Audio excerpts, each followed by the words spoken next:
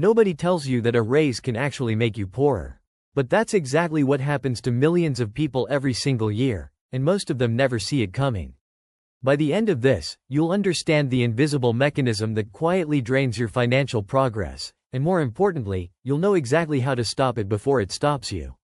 Stick around, because this one reframes everything you think you know about earning more money. If you want more videos that cut through the noise on money and real life, subscribe right now and tap the bell, so you never miss what's coming next.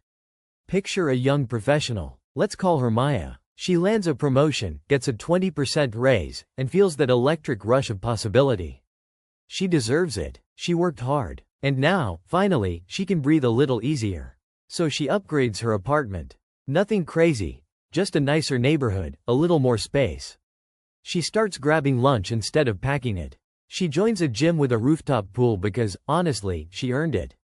Each decision feels small. Each decision feels reasonable. Each decision feels like a reward. But here's where it gets interesting, and a little uncomfortable.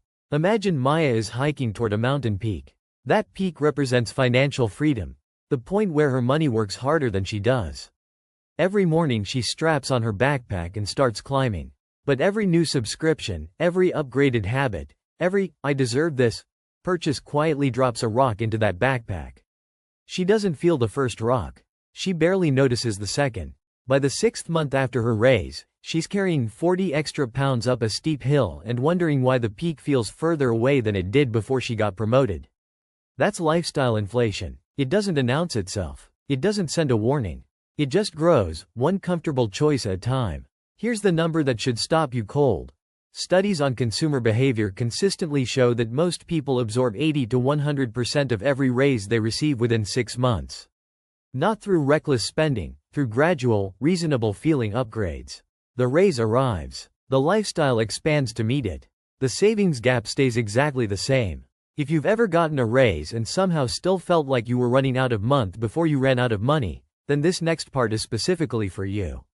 The backpack metaphor isn't just visual, it's mechanical. Every fixed cost Maya adds to her life becomes a permanent rock. The upgraded apartment doesn't disappear when she has a slow month. The car payment doesn't pause when an emergency hits. Fixed lifestyle costs lock in a spending floor, and that floor rises every time she says yes to something that feels like a reward but functions like a chain. Now this next part changes everything. The antidote isn't deprivation. Maya doesn't need to eat sad desk lunches forever.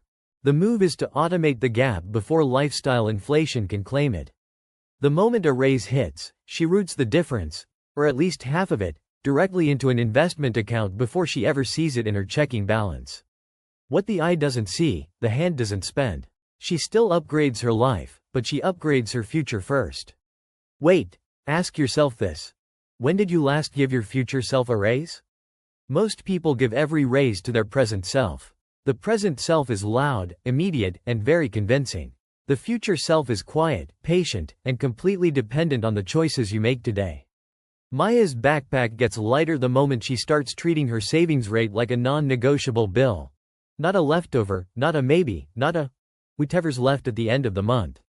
The climb doesn't have to be brutal, but it does have to be intentional. Start with one audit this week. Open your bank statement from last month and find every expense that appeared after your last raise or income bump. Label each one. Ask whether it moved you toward the peak or just made the backpack heavier. You don't have to drop every rock, but you need to know what you're carrying. Financial freedom isn't a destination for people who earn the most. It belongs to people who protect the gap between what they earn and what they spend, and guard that gap like it's the most valuable real estate they own. Because it is. If this reframed how you think about raises and spending, subscribe and hit the bell right now. The next video goes even deeper into the systems that quietly build wealth while you sleep.